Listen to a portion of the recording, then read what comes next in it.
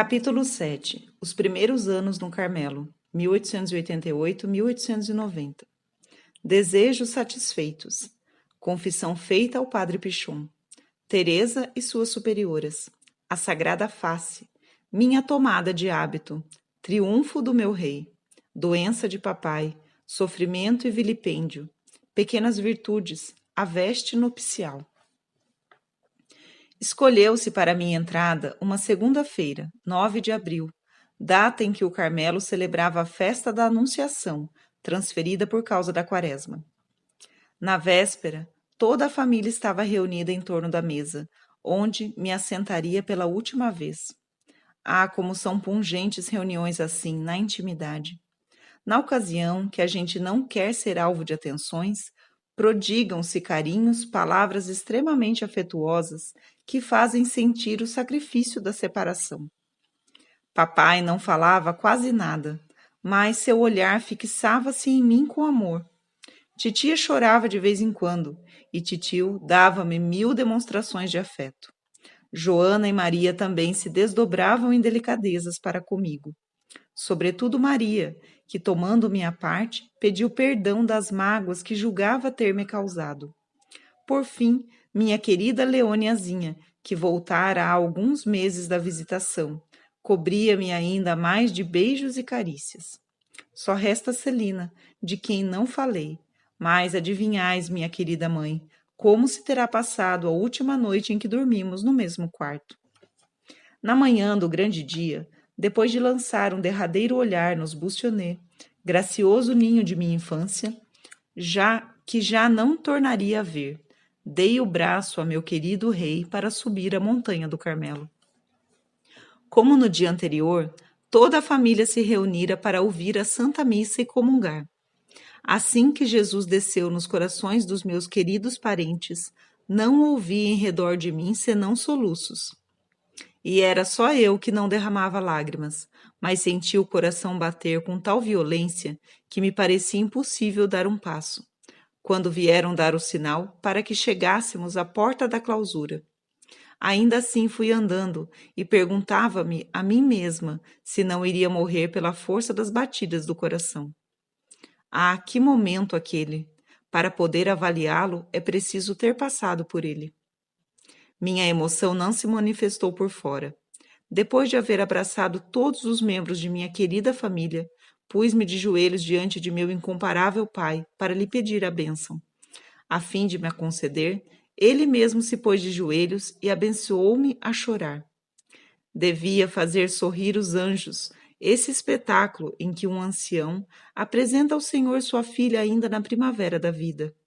Alguns instantes depois, as portas da Santa Arca se fechavam atrás de mim, e lá dentro recebi os abraços das queridas manas que me haviam servido de mães, e que dali por diante tomaria como modelos de minhas ações.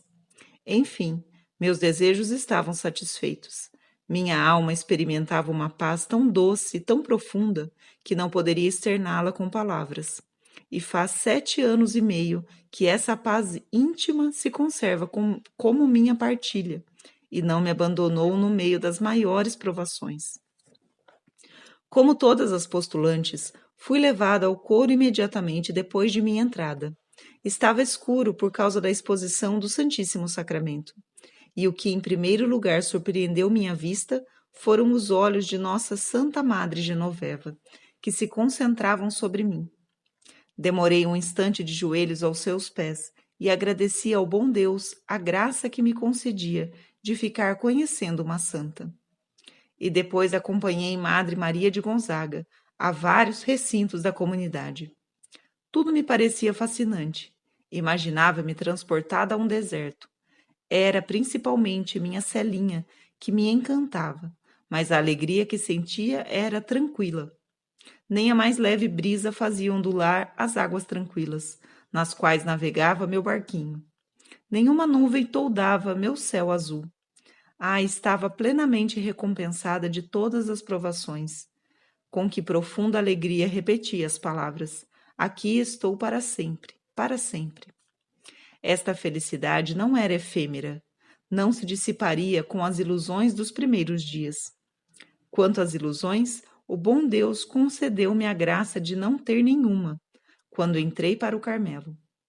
Encontrei a vida religiosa tal qual a imaginara. Nenhum sacrifício me espantou. No entanto, vós o sabeis, meus primeiros passos toparam mais em espinhos do que em rosas. Sim, o sofrimento estendeu-me os braços e lancei-me neles com amor. O que vinha fazer no Carmelo, declarei-o aos pés de Jesus hóstia, no exame que precedeu minha profissão. Vim para salvar as almas, e principalmente para rezar pelos sacerdotes. Quando se quer atingir um fim, é preciso aplicar os respectivos meios. Jesus deu-me a entender que pela cruz queria dar-me almas, e meu atrativo pelo sofrimento crescia na proporção que o sofrimento se avolumava. Durante 5 anos, meu caminho foi esse. Nada, porém, traía exteriormente meu sofrimento, tanto mais doloroso quanto unicamente conhecido por mim. Oh, se tivermos lido a história das almas, qual não será a nossa surpresa no fim do mundo? Quantas pessoas não ficarão admiradas ao verem por qual caminho foi levada a minha? Isso é tão verdadeiro que 2 meses após minha entrada, vindo para a profissão da Irmã Maria do Sagrado Coração, Padre Pichon ficou surpreso ao verificar o que o bom Deus operava em minha alma.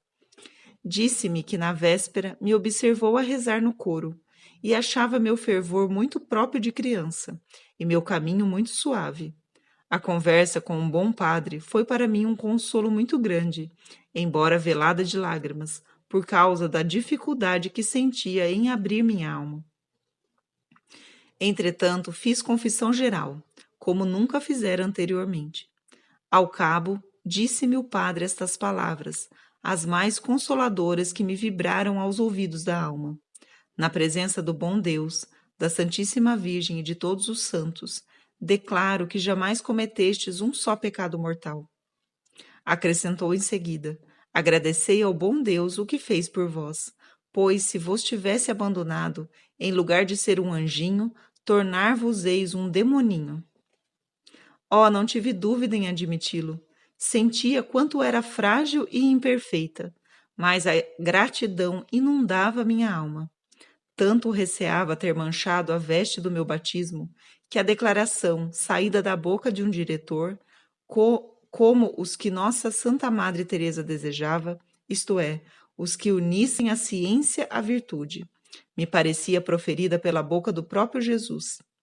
Disse-me ainda o bom padre as seguintes palavras, que ficaram carinhosamente gravadas em meu coração. Minha filha, nosso Senhor seja sempre vosso superior e vosso mestre de noviciado. De fato, ele o foi, e foi também meu diretor. Não quero dizer que minha alma se tenha fechado às minhas superioras. Ah, longe disso, sempre me esforcei por lhes ser um livro aberto. Contudo, nossa madre, doente de vez em quando, pouco tempo tinha para se ocupar comigo. Sei que me amava muito e de mim dizia todo o bem possível. No entanto, o bom Deus permitiu que, sem o perceber, fosse muito severa. Não podia encontrar-me com ela sem ter que beijar o chão. Acontecia a mesma coisa nas raras direções espirituais que me dava. Que graça inestimável! Como o bom Deus atuava de modo visível em quem fazia suas vezes. Que seria de mim se fosse o xodó da comunidade, como julgavam pessoas de fora? Se em lugar de ver Nosso Senhor em minhas superiores, não considerasse talvez senão as pessoas, meu coração, tão preservado no mundo, ter-se-ia apegado às afeições humanas dentro da clausura. Felizmente fiquei isenta de tal desgraça.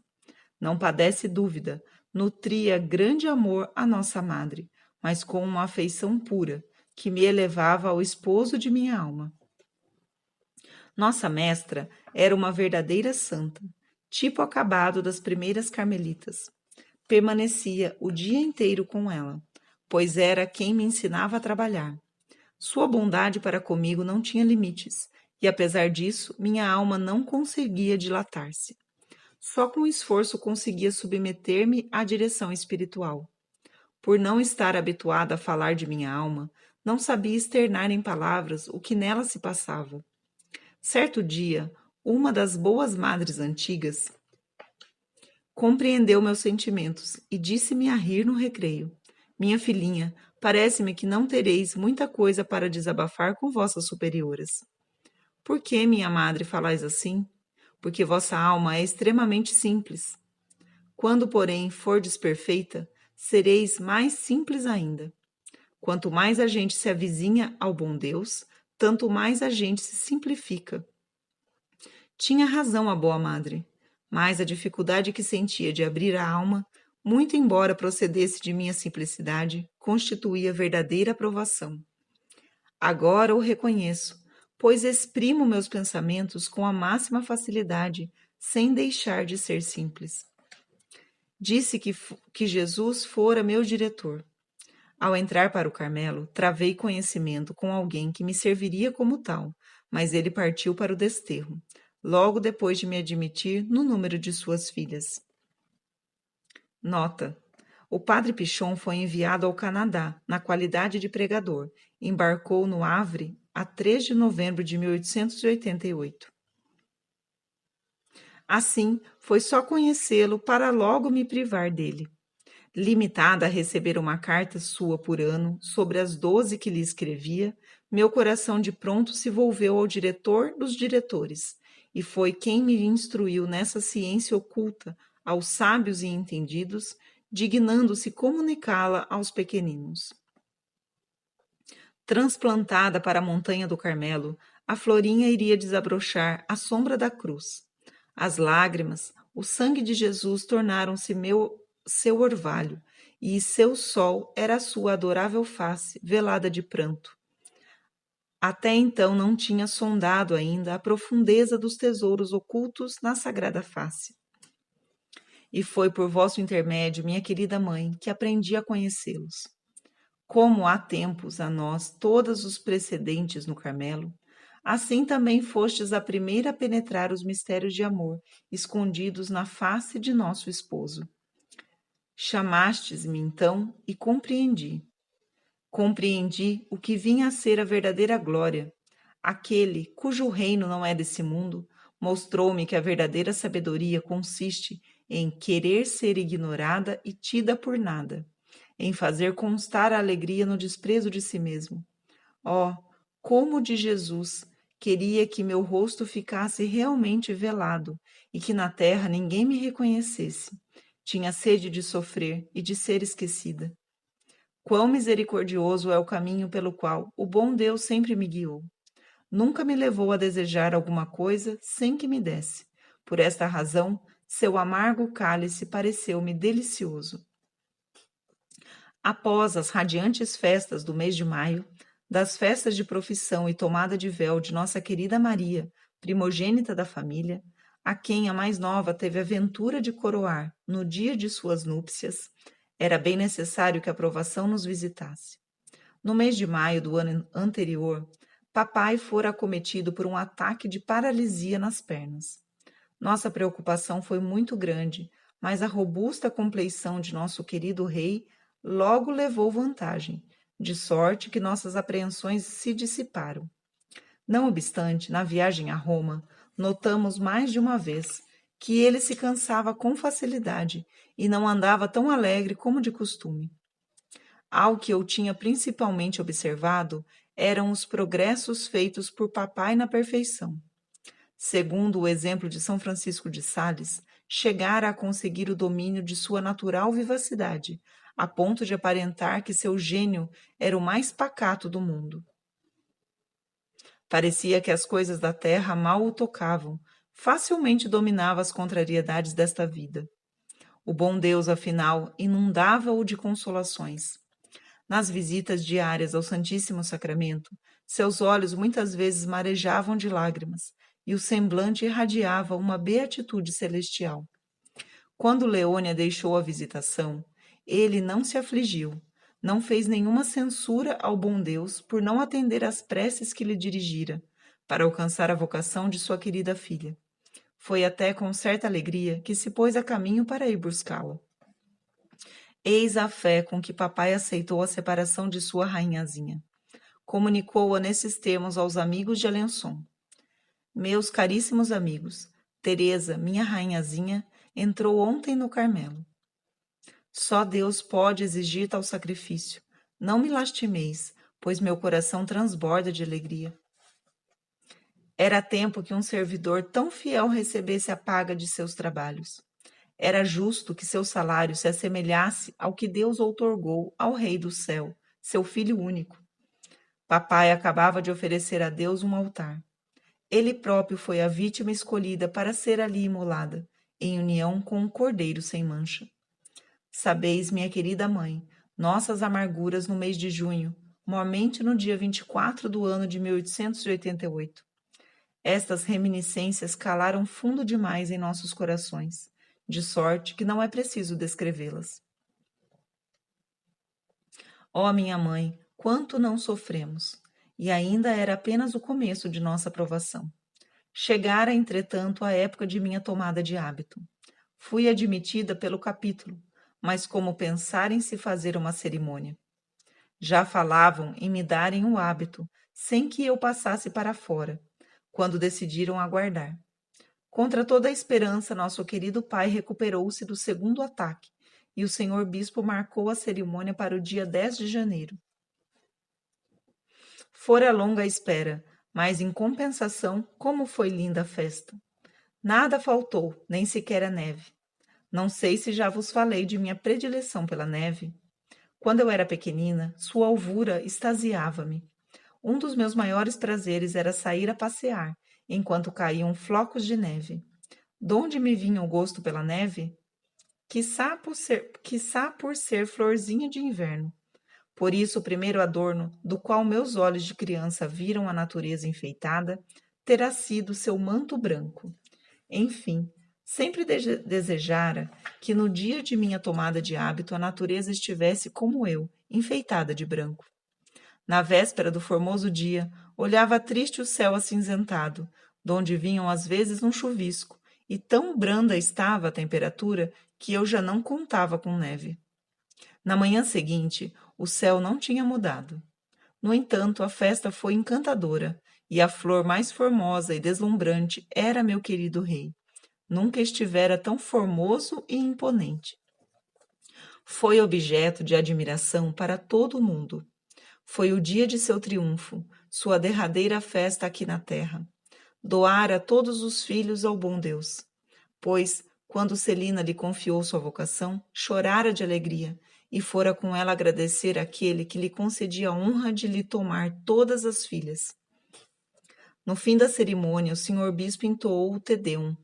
Um sacerdote tentou lembrar que o cântico só se cantava nas profissões. Mas o começo fora dado e o hino de ação de graças prosseguiu até o final. Não vinha a propósito que a festa fosse completa, uma vez que reunia em si todas as restantes? Depois de abraçar pela última vez meu querido rei, tornei a recolher-me à clausura. A primeira coisa que percebi sobre o claustro foi o meu menino Jesus cor-de-rosa, a sorrir-me por entre flores e luminárias. E logo depois meu olhar deu com flocos de neve. O pátio interno estava branco como eu. Que fineza de Jesus! Antecipando seus desejos de sua noivinha, presenteou-a com a neve. Neve! Pois qual mortal, por mais poderoso que fosse, poderia fazê-la cair do céu para o encanto de sua bem-amada? Pode ser que pessoas de fora formulassem tal pergunta, mas o certo é que a neve, na minha tomada de hábito, se lhes afigurava como pequeno milagre, e toda a cidade ficou admirada. Acharam que eu tinha um gosto extravagante por apreciar neve. Tanto melhor, vinha realçar ainda mais a incompreensível condescendência do esposo das virgens, daquele que muito preza os lírios brancos, igual à neve. Depois da cerimônia, o senhor bispo entrou na clausura. Foi de uma bondade toda paternal para comigo. Quero crer que sentia gosto em ver-me bem-sucedida e a todos dizia que eu era a sua filhinha. Depois dessa bela festa, Sua Excelência sempre foi muito bondoso para comigo. Lembro-me de modo particular sua visita por ocasião do centenário de nosso pai São João da Cruz. Tomou-me a cabeça entre as mãos e fez-me 1000 carícias de toda a espécie. Nunca fora eu objeto de tanta honra. O bom Deus fez-me, ao mesmo tempo, pensar nas carícias que haverá por bem fazer-me na presença dos anjos e santos, e das quais já nesse mundo me dava uma pálida imagem. Foi, portanto, muito grande a alegria que senti. Como ia dizendo, o dia 10 de janeiro foi o triunfo do meu rei. Comparo a entrada de Jesus em Jerusalém no domingo de Ramos. Igual a de nosso Senhor, sua glória de um dia foi seguida por dolorosa paixão, e esta paixão não foi para ele tão somente. Da mesma maneira que as dores de Jesus trespassaram como espada o coração de sua divina mãe, assim também nossos corações se comoveram com os sofrimentos de quem na terra estremecíamos no grau mais afetuoso possível. Tenho lembrança de que no mês de junho de 1888, no momento de nossas primeiras provações, eu declarava: sofro muito. Sinto, porém, que posso ainda suportar provações maiores. Não pensava, então, nas que me estavam reservadas. Não sabia que no dia 12 de fevereiro, um mês após minha tomada de hábito, nosso querido pai beberia o mais amargo e humilhante de todos os cálices. Nota: a 12 de fevereiro de 1889, o Sr. Martin teve que deixar Lisieux para se internar na casa de saúde do Bom Salvador em Caen. Naquele dia não repeti que podia sofrer ainda mais. Palavras não exprimem nossas angústias, motivo pelo qual não tentarei descrevê-las. Um dia no céu teremos prazer em falar das nossas gloriosas provações. Mas não nos sentimos desde já felizes de tê-las sofrido? Sim, os 3 anos do martírio de papai se me apresentam como os mais amáveis, os mais frutuosos de nossa vida. Não os daria em troca de todos os êxtases e revelações dos santos. Meu coração transborda de reconhecimento, pensando nesse inestimável tesouro, que deve procurar santa emulação aos anjos da corte celestial. Meu desejo de sofrimento estava saciado, mas nem por isso diminuía minha atração por ele. Daí, minha alma teve logo parte nos sofrimentos do meu coração. Meu pão cotidiano era a secura espiritual, mas, apesar de privada de toda a consolação, era a mais ditosa das criaturas, uma vez que todos os meus desejos estavam satisfeitos. Ó, minha querida mãe, quão doce não foi nossa aprovação, pois que de todos os nossos corações só brotaram suspiros de amor e gratidão. Já não caminhávamos pelas veredas da perfeição, todas as 5 voávamos. As 2 pobres pequenas exiladas de Caim, estando ainda no mundo, já não eram do mundo. Nota: Leônia e Celina quiseram hospedar-se no orfanato de São Vicente de Paulo, nas imediações do Bom Salvador de Caim. Oh, que maravilhas não operou a aprovação na alma de minha querida Celina.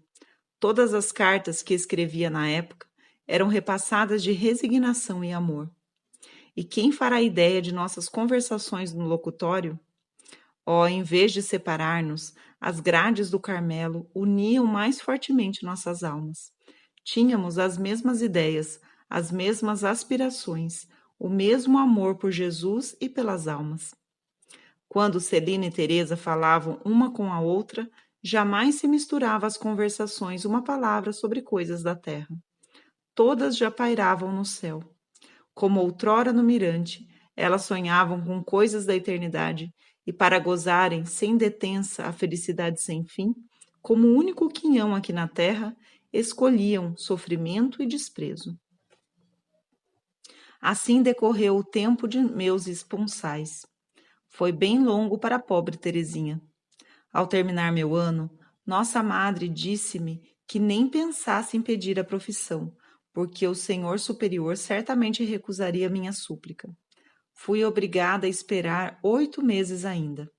No primeiro instante, foi-me muito difícil aceitar o grande sacrifício, mas logo clareou a luz em minha alma. Na ocasião, estava meditando os fundamentos da vida espiritual do padre Surim. Certo dia, na oração, compreendi que meu desejo tão vivo de fazer profissão estava mesclado de um grande amor próprio. Uma vez que me tinha doado a Jesus para o alegrar e consolar, não devia obrigá-lo a fazer minha vontade em lugar da sua. Compreendi ainda que uma noiva deve estar ornada para o dia de suas núpcias, e nada tinha feito nesse sentido. Então disse a Jesus: Ó meu Deus, não vos peço para emitir meus sagrados votos. Esperarei quanto tempo quiserdes. Só não quero que por culpa minha seja diferida a minha união convosco. Por isso porei todo o meu empenho numa bela roupagem, recamada de pedrarias. Quando achardes que o enfeite já está bastante rico, tenho a certeza de que todas as criaturas não vos impedirão de descer até mim, a fim de me unirdes para sempre convosco, ó meu bem-amado. Desde minha tomada de hábito, já tinha recebido copiosas luzes sobre a perfeição religiosa, principalmente no que concerne ao voto de pobreza. Durante o postulantado, ficava contente de ter coisas bonitas para o meu uso, de encontrar ao alcance da mão tudo o que me fosse necessário. Meu diretor levava-o em paciência, pois não gosta de mostrar às almas tudo ao mesmo tempo. De ordinário, concede sua luz pouco a pouco. Nos primórdios de minha vida espiritual, lá pela idade de 13 a 14 anos, perguntava a mim mesma o que ainda alcançaria mais tarde, pois julgava não me ser possível compreender melhor ainda a perfeição. Bem depressa cheguei à conclusão de que quanto mais se avança no caminho, tanto mais a gente se julga longe do termo final. Por isso mesmo, agora me resigno a verificar que sou sempre imperfeita e acho nisso minha alegria. Torno as lições que meu diretor me deu.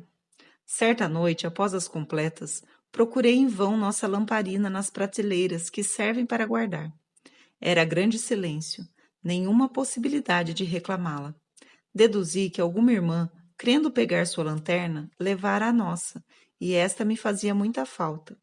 Em vez de me aborrecer com a privação, senti-me muito feliz, percebendo que a pobreza consiste em ver-se alguém carente, não só de coisas agradáveis, mas até de coisas indispensáveis. E assim, nas trevas exteriores, tive luzes interiores. Na época, empolgava-me verdadeiro amor a objetos mais feios e menos cômodos. Foi, portanto, com alegria que vi tirarem de nossa cela a linda bilhazinha e colocarem em seu lugar uma bilha grande, toda emborniçada. Fazia também muitos esforços por não me excusar, e isso me parecia bem difícil, mormente em relação com nossa mestra, a quem nada quisera encobrir. Eis minha primeira vitória, não é grande, mas custou-me bastante. Apareceu quebrado um jarrinho que estava atrás de uma janela. Julgando ser eu quem a deixou fora do lugar, nossa mestra me indicou, recomendando que noutra vez prestasse mais atenção. Sem dizer nada, beijei o chão e a seguir prometi ser mais ordeira para o futuro. Em consequência de minha pouca virtude, tais práticas me custavam bastante.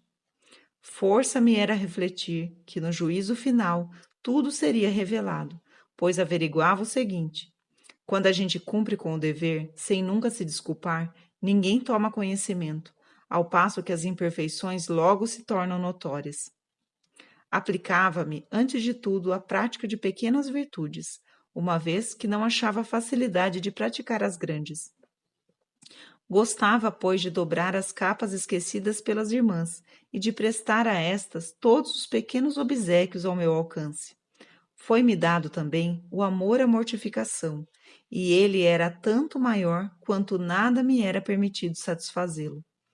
A única mortificação que fazia nesse mundo, e consistia em não me encostar, quando sentada, foi-me proibida por causa de minha propensão em ficar corcunda. Não há dúvida, infelizmente, que pouco duraria meu ardor, se me fossem permitidas muitas penitências. Aos que me eram autorizadas, sem minha solicitação, consistiam em mortificar meu amor próprio, o que beneficiava muito mais do que penitências corporais.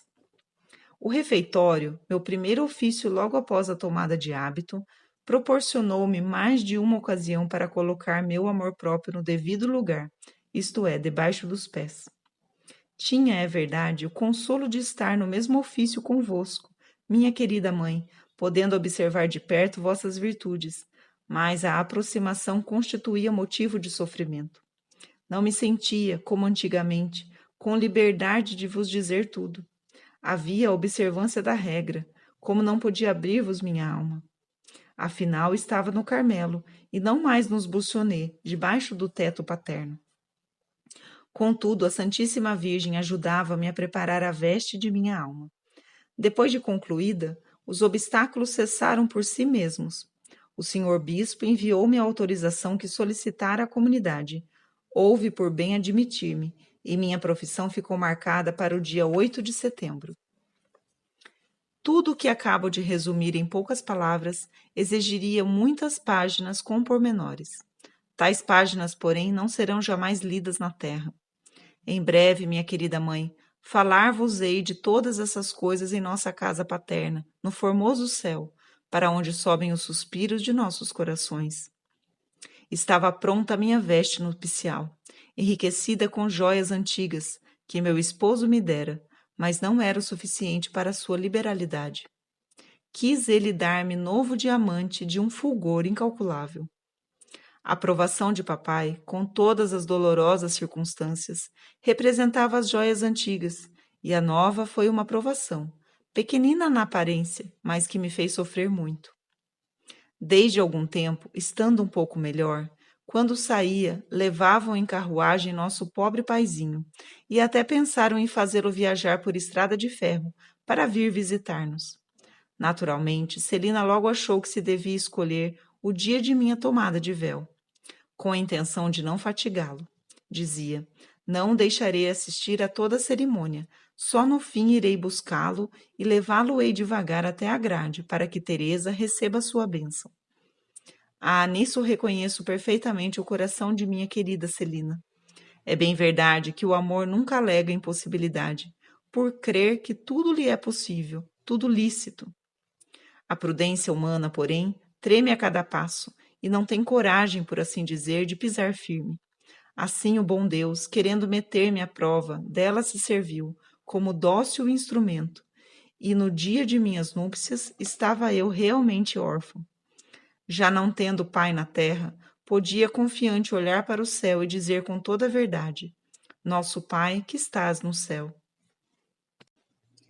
Capítulo 8. Desde a profissão até ao holocausto ao amor. 1890-1895. Profissão: tomada de véu, Madre Genoveva, epidemia de influenza, gripe maligna, retiro espiritual pregado pelo Padre Aleixo, eleição da Madre Inês de Jesus, morte de papai, entrada de Celina, 9 de junho de 1895. Qual será o desfecho da presente história? Conclusão do manuscrito A.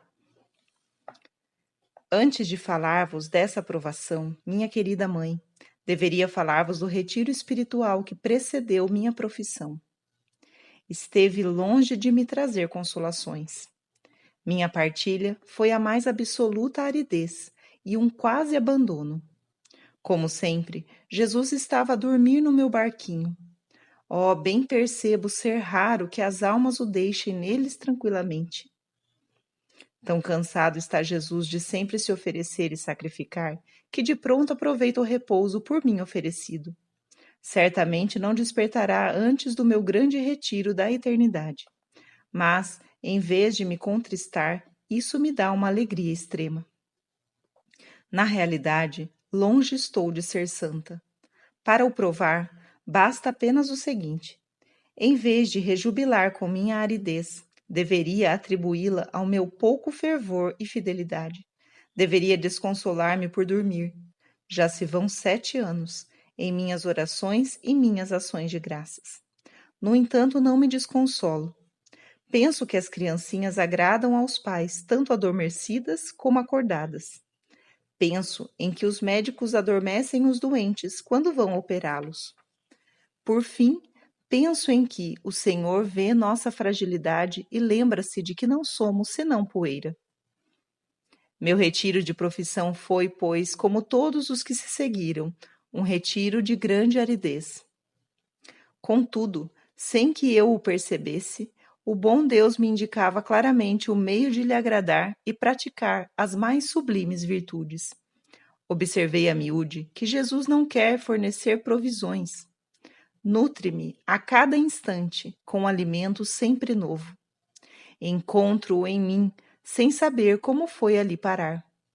Creio com toda a simplicidade que é o próprio Jesus, oculto no fundo do meu pobre coraçãozinho, quem me concede a graça de atuar em mim, levando-me a pensar em tudo quanto quer que eu faça no momento presente.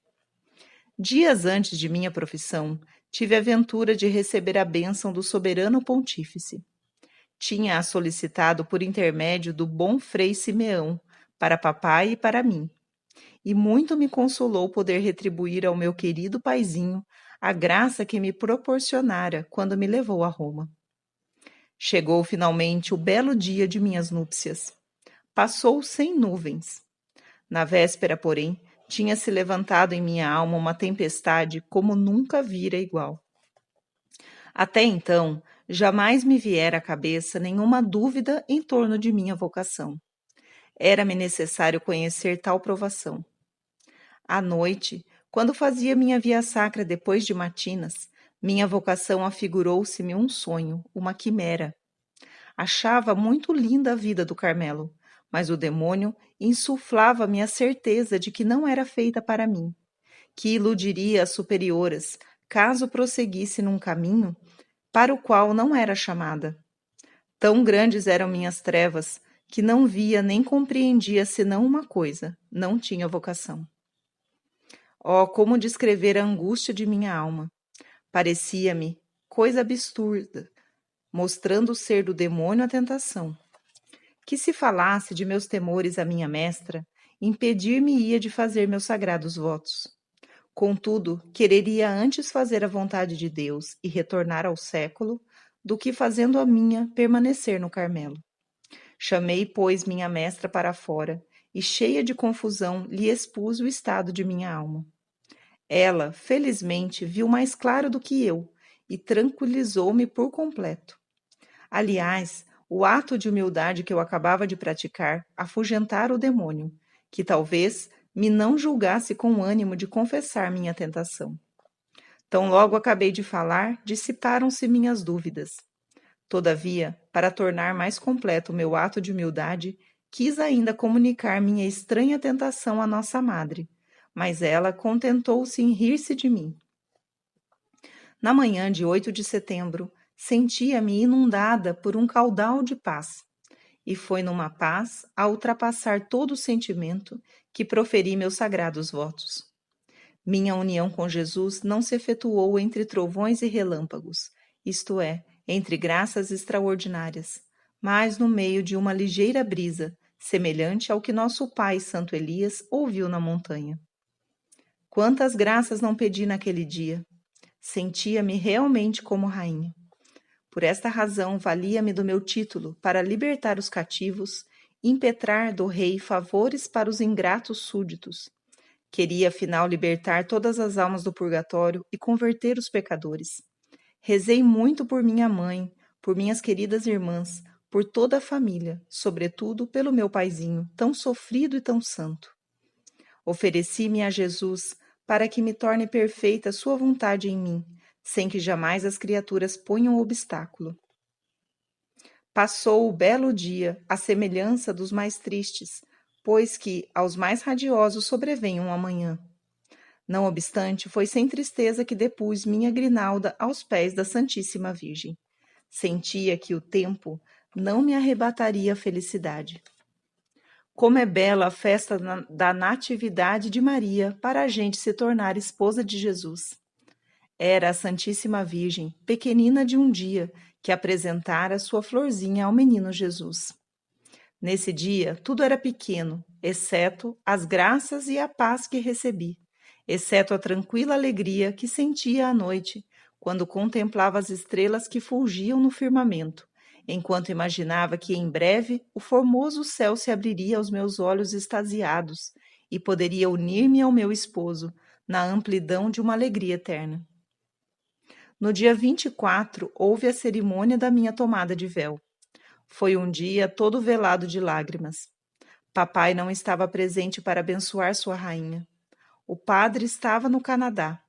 O senhor bispo, que devia vir e jantar em casa de titio, encontrava-se doente e não veio também.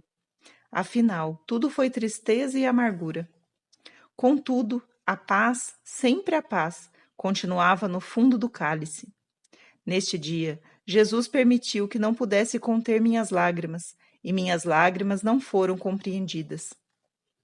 Com efeito, tudo suportado, sem chorar, provações muito maiores, mas ajudada então por uma poderosa graça. No dia 24, pelo contrário, Jesus deixou-me à mercê de minhas próprias forças e demonstrei quanto eram reduzidas. 8 dias depois de minha tomada de véu, realizou-se o casamento de Joana. Nota: Joana Guerin, prima de Teresa, casou-se com o Dr. Francisco, a 1º de outubro de 1890. Ser-me-ia impossível dizer-vos, minha querida mãe, como seu exemplo me esclareceu sobre as delicadezas que a esposa deve prodigalizar ao esposo. Escutava com avidez tudo o que poderia aprender a respeito, porque não queria fazer pelo meu bem-amado Jesus menos do que Joana por Francisco, criatura indubitavelmente muito perfeita, mas afinal sempre criatura. Por brincadeira, cheguei até a redigir um convite, para igualar com o dela. Eis em que termos estava redigido. Convite para o casamento da irmã Teresa do Menino Jesus e da Sagrada Face. O Deus Todo-Poderoso, Criador do céu e da terra, soberano dominador do mundo, e a gloriosíssima Virgem Maria, Rainha da Corte Celestial, honram-se em participar a Vossa Senhoria o matrimônio de seu augusto filho Jesus, Rei dos Reis e Senhor dos Senhores, com a senhorita Teresa Martã, agora dama e princesa dos reinos trazidos como dote por seu divino esposo, a saber, a infância de Jesus e sua paixão, vindo a ser seus títulos de nobreza, do menino Jesus e da Sagrada Face. O senhor Luís Martã, dono e titular das circunscrições do sofrimento e da humilhação, e a senhora Martã, princesa e dama de honra da corte celestial, tem o prazer de participar a Vossa Senhoria o matrimônio de sua filha Teresa com Jesus, Verbo de Deus, segunda pessoa da adorável Trindade, que pela operação do Espírito Santo se fez homem e filho de Maria, Rainha dos Céus. Como não houve possibilidade de convidar Vossa Senhoria para a bênção nupcial, que lhes foi dada na Montanha do Carmelo, no dia 8 de setembro de 1890, por ter sido a Corte Celestial a única convidada, Vossa Senhoria é, contudo, convidado a comparecer à participação da festa, que se efetuará amanhã, dia da eternidade, dia em que Jesus, o Filho de Deus, virá por sobre as nuvens do céu, no esplendor de sua majestade, para julgar os vivos e os mortos. Dada a incerteza da hora, Vossa Senhoria é convidada a estar prestes de sobreaviso. Agora, minha querida mãe, que me resta dizer-vos? Ó, julgava ter terminado, mas ainda nada vos disse da minha felicidade por ter conhecido nossa Santa Madre Genoveva. Foi uma graça inapreciável. Ora, o bom Deus, que já me havia concedido tantas, quis que vivesse com uma santa, não imitável, mas santa a quem as virtudes ocultas e comuns santificaram.